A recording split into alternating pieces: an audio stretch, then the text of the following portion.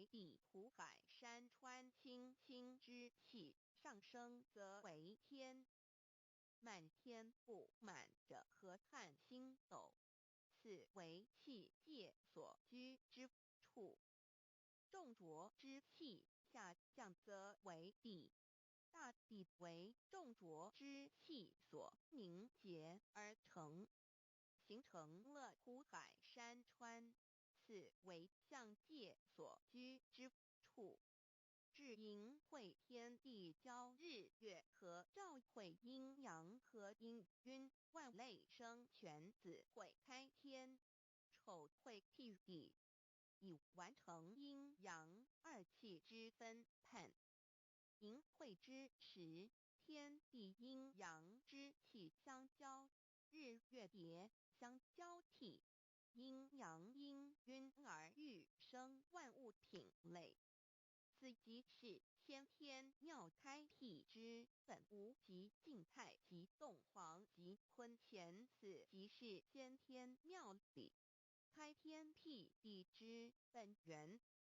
无极主静，属理天；太极主动，属气天；黄极主化，属象天。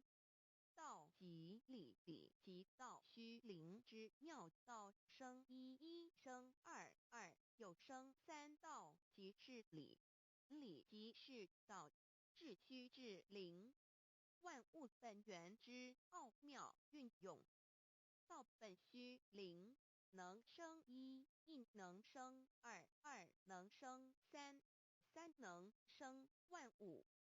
无极生太极，太极生两仪，两仪生三才，三才者天地人，万物因之而生，生化万物图。e://LCC_LCC_2/ 意图象极，生化5万点。JPG 天既成，地既立，万物其备，东土里无人焉，缺少女男，天地既成，万物以其备，这就是象天。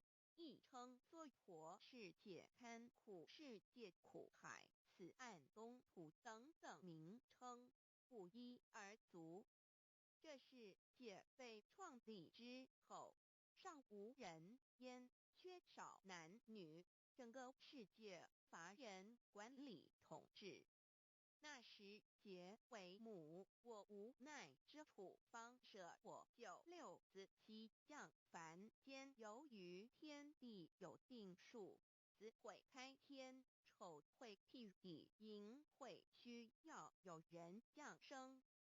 时机已至，老母娘亦有无奈之处，才舍下皇母之九六元胎佛子，以其降临凡间，接受种种历练，屡